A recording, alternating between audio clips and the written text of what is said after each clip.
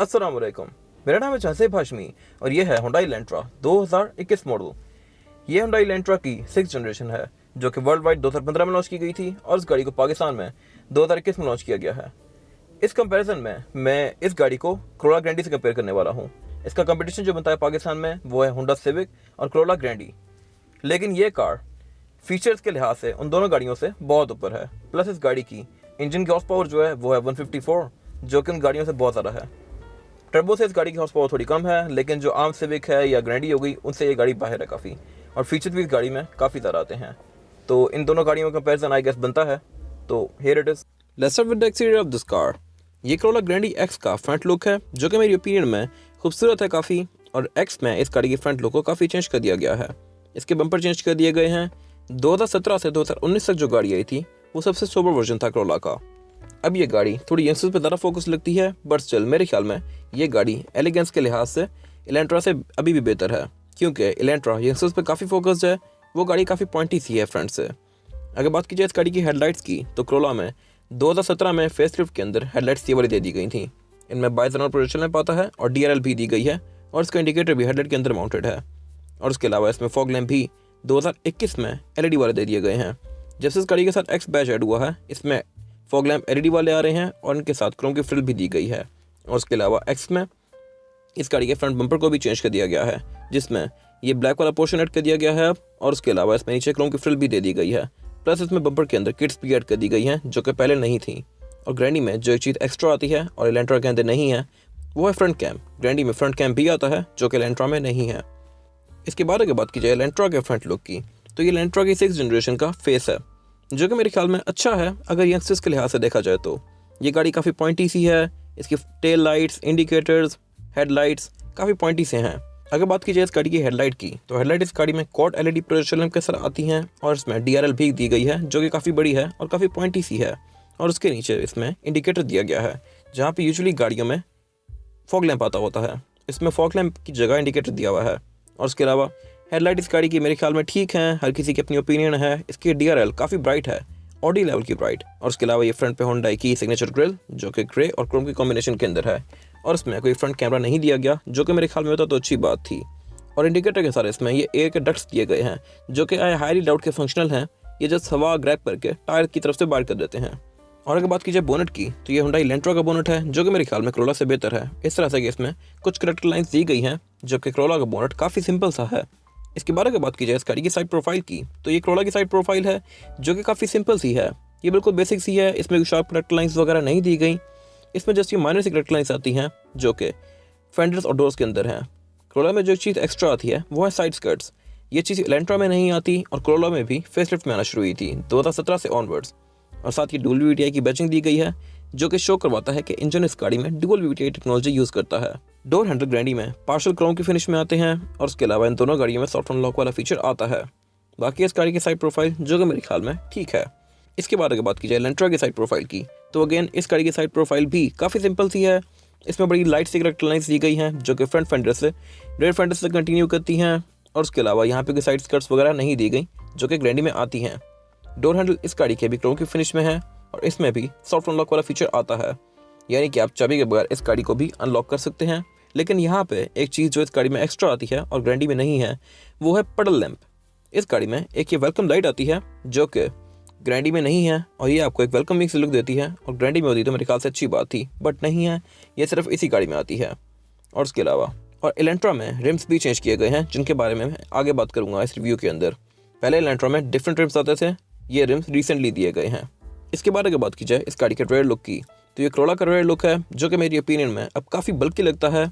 2021 में जब इस गाड़ी के अंदर एक्स का बैच ऐड किया गया, तो इस पे फ्रंट और रेयर बम्पर दोनों चेंज कर दिए गए। अब ये दोनों बम्पर्स काफ़ी बड़े कर दिए हैं, इनमें एक्सटेंशन ऐड कर दिए हैं, और बैक पे एक ही ब्लैक कलर का पोर्शन दे दिया गया है।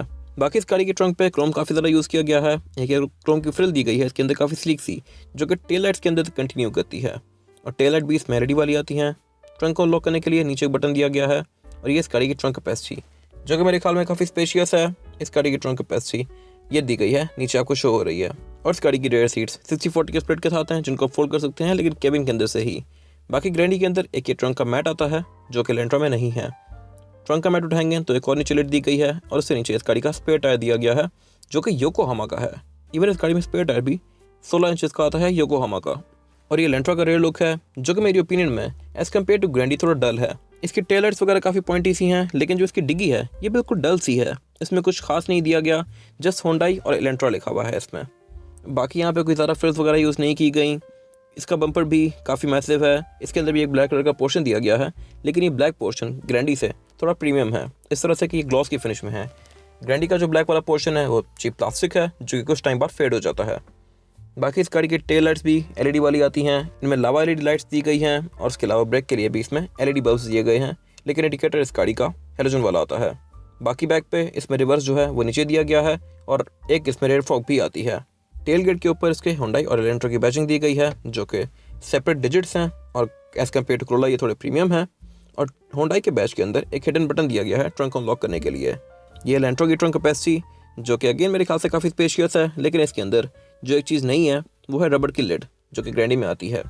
सीट्स इस गाड़ी के अंदर भी फोल्डेबल हैं और इनमें एक जो चीज़ अच्छी है वो ये है कि आप इसको ट्रंक के अंदर से ही फोल्ड कर सकते हैं। यहाँ पे ये पुल टैब्स दिए गए हैं जहाँ से आप इस गाड़ी की रेयर सीट्स को फोल्ड कर सकते हैं, जबकि ग्रैंडी के अंदर आपको केबिन के अंदर जाकर इनको फोल्ड करना पड़ता है। एलेंट्रा में आप यहीं से कर सकते हैं।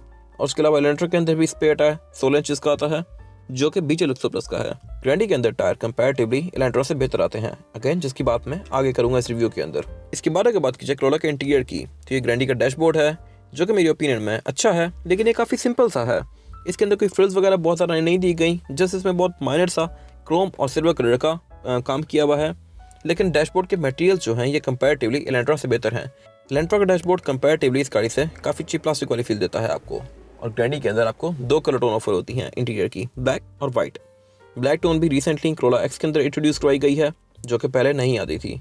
और उसके अलावा इस गाड़ी के अंदर सारी बेसिक चीज़ें आती हैं, जैसे कि क्रूज़ कंट्रोल, क्रूज़ एडॉप्टिव नहीं है, खैर क्रूज़ में नॉर्मल आता है। बाकी पुश स्टार्ट दिया गया है इसमें, स्टीयरिंग इसका मल्टीमीडिया वाला है, वाइपर इसमें रेन सेंसिंग आते हैं, हेडलाइट भी इसमें ऑटो के फीचर के साथ आती हैं।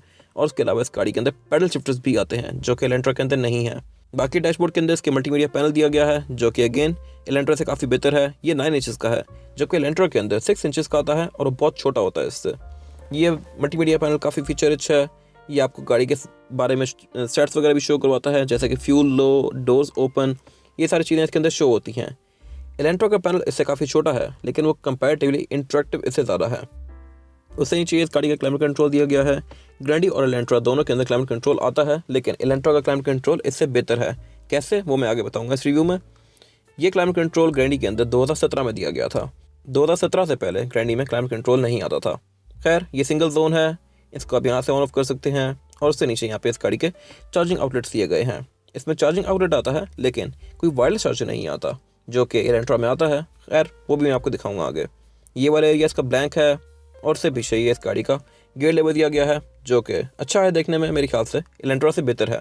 गियर सिलेक्शन जो है इस गाड़ी में वो है PRND और D में करके आप इस गाड़ी को मैनुअली भी चला सकते हैं पैडल शिफ्टर से। इसमें पैडल शिफ्टर्स भी आते हैं, जो कि एलेंट्रा में नहीं है, तो ये इस गाड़ी का एक प्लस पॉइंट है एलेंट्रा के ऊपर।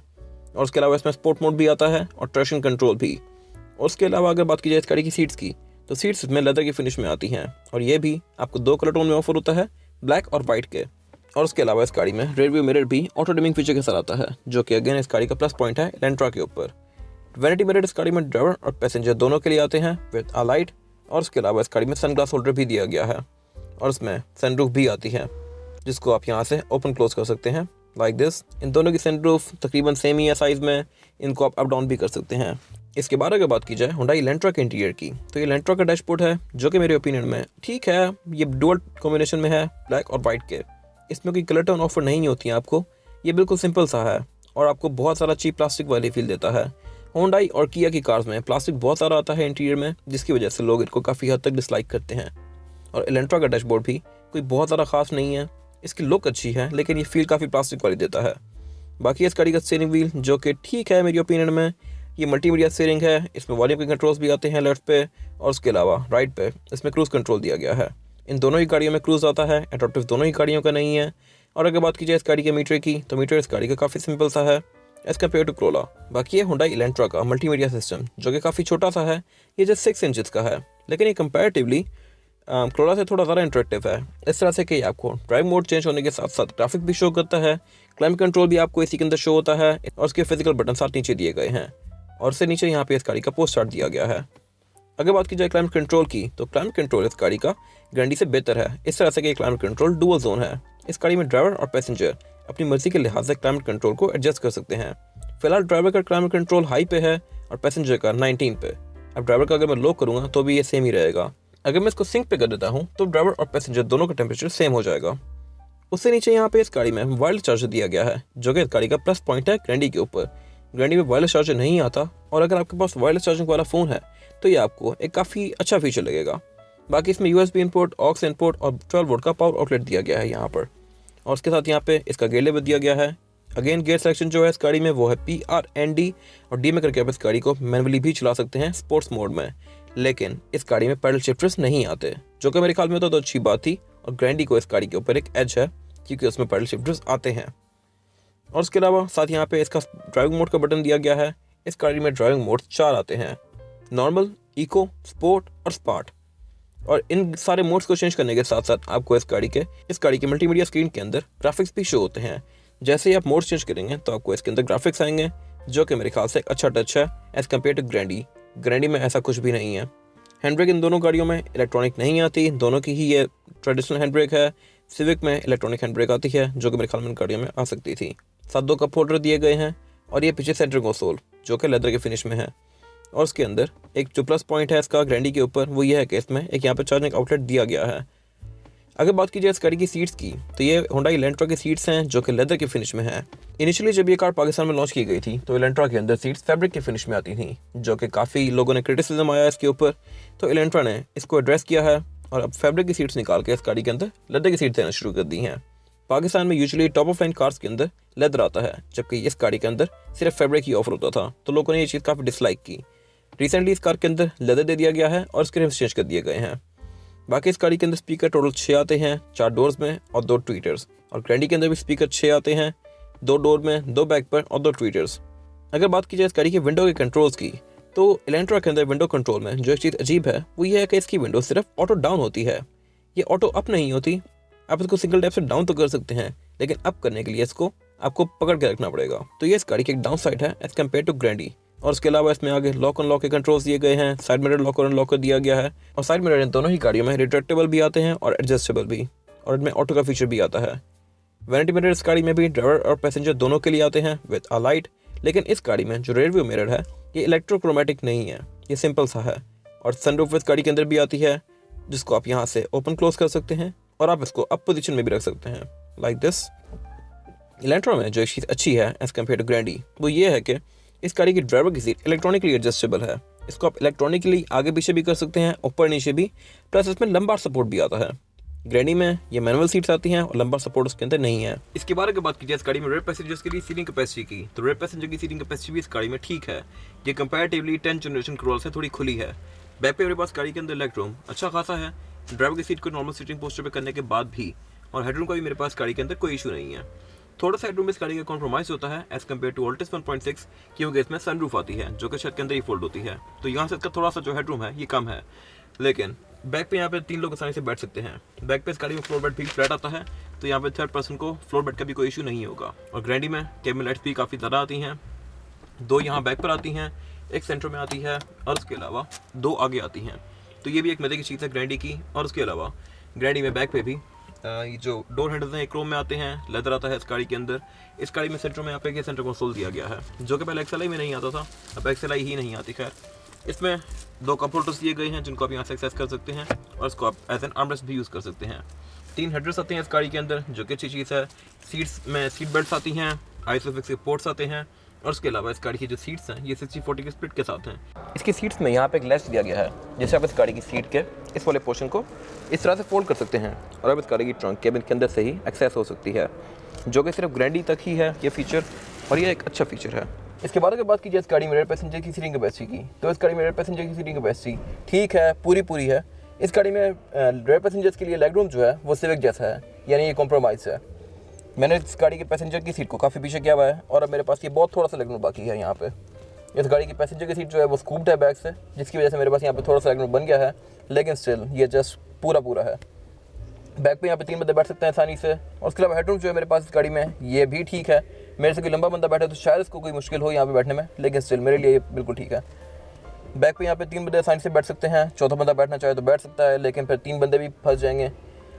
थर्ड पर्सन यहाँ पे बैठ सकता है। इस गाड़ी का फ्लोर बेड जो आता है वो भी तकरीबन फ्लैट आता है, ज़रा सा यहाँ पे तो थर्ड पर्सन को बैठने में यहाँ पे कोई मुश्किल नहीं होगी। और उसके अलावा रेयर पैसेंजर्स के लिए यहाँ पे सेंटर में एयरवेंट्स दिए गए हैं 2, यहाँ पे बीच में एक आर्मरेस्ट दिया गया है जिसको ओपन करके आप एज एन आर्मरेस्ट यूज़ कर सकते हैं इसको, या इसमें 2 कप होल्डर्स भी दिए गए हैं, तो यहाँ से आप 2 कप होल्डर्स भी एक्सेस कर सकते हैं। इसको फोल्ड कर दें तो यहाँ पे थर्ड बंदा बैठ जाएगा। बैक पे इस गाड़ी के डोर्स में स्पीकर आते हैं और उसके अलावा इस गाड़ी के डोर पैनल्स भी बैक से फ्रंट डोर पैनल्स की तरह ही है, काफ़ी खूबसूरत हैं। बैक पे इस गाड़ी में कोई पावर आउटलेट नहीं आता रेयर पैसेंजर्स के लिए, जो कि मेरे ख्याल में होना चाहिए था, लेकिन इस कार में नहीं है। हेडरेस्ट इस गाड़ी में 2 रेयर पैसेंजर्स के लिए आते हैं, थर्ड के लिए नहीं आता। अगेन मेरे ख्याल से वो भी इस गाड़ी में थर्ड हेडरेस्ट देना चाहिए था। और उसके अलावा कोट होल्डर भी सिर्फ यहाँ पे आता है, यहाँ पे नहीं आता। कैबिन लाइट भी इस गाड़ी में सिर्फ एक सेंटर में आती है, बैक पे यहाँ पे नहीं आती। सिविक में यहाँ पे बैक पे भी आती है, ग्रैंडी में भी आती है, इसमें नहीं आती।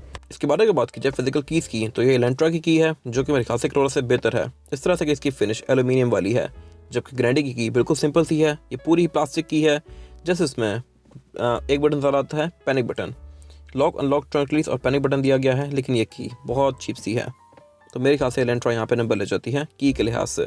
इसके बारे में बात की जाए इस गाड़ी के इंजन की, तो इंजन इस गाड़ी में 2ZR FE आता है। ये इंजन 1800 सीसी है जो कि 138 हॉर्स पावर प्रोड्यूस करता है, और इस गाड़ी में ट्रांसमिशन CVT आती है जो कि मेरे ख्याल में काफ़ी सफिशिएंट है इस बॉडी साइज़ के लिए। ये इंजन आपको आराम से विद इन सिटी तकरीबन 11-12 तक की एवरेज दे सकता है, और लॉन्ग पर ये गाड़ी 15 तक भी जा सकती है, depending upon your driving pattern. आप इसको जितना प्यार से चलाएंगे ये इंजन आपको उतनी बेहतर एवरेज देगा। इस गाड़ी में ट्रांसमिशन CVT आती है जो कि काफ़ी प्लस पॉइंट है एज़ कम्पेयर टू ऑल्टिस 1.6।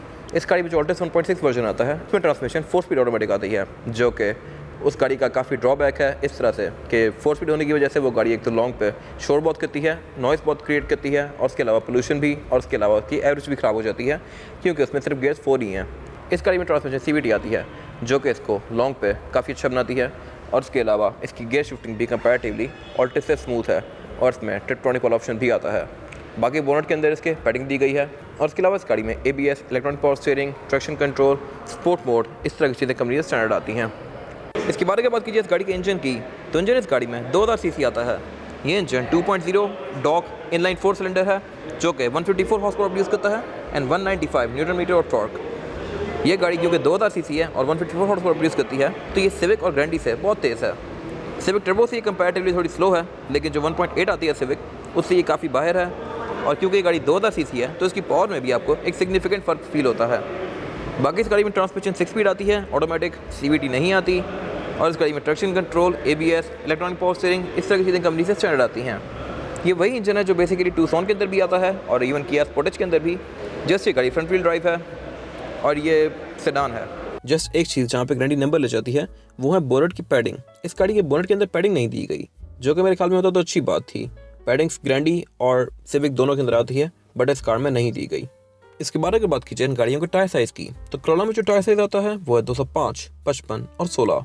इस गाड़ी में 16 इंचेस का अलॉय व्हील दिया गया है जो कि मल्टी स्पोक है और डुअल कॉम्बिनेशन में है, ब्लैक और एल्यूमिनियम के।